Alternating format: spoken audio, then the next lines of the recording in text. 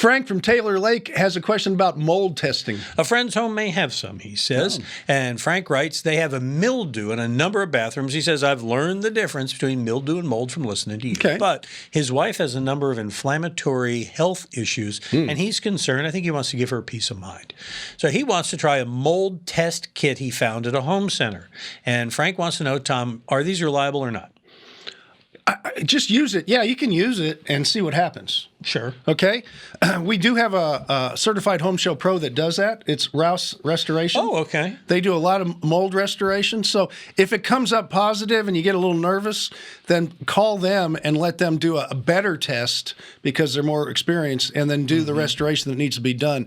But as far as that goes, mold is in your house. That's why you got to be careful with these tests. When they test for mold, they test the inside of your home and they test the outside.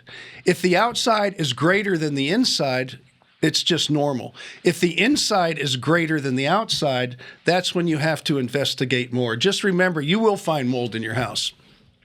But if it's mildew on paint or a discoloring on paint, like your surface of your sheetrock and stuff, that's not going to be mold, because mold must have cellulose, which is the paper behind it, to feed on. That's the food. And of course, it needs moisture too.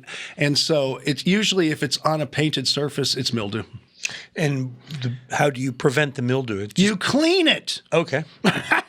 I knew the answer. I just Okay, wanted fine. I was trying to help Everybody you get has it. You got to go around and clean every few months. I was trying to help you there. Okay? Okay, thanks. All right. You got a question? Go ahead and send it to us. Visit HomeShowRadio.com. Right there in the middle of the homepage, you'll find the Ask Tom button. Fill it out, send it in, and we will post your Ding. answer in a video just like this one.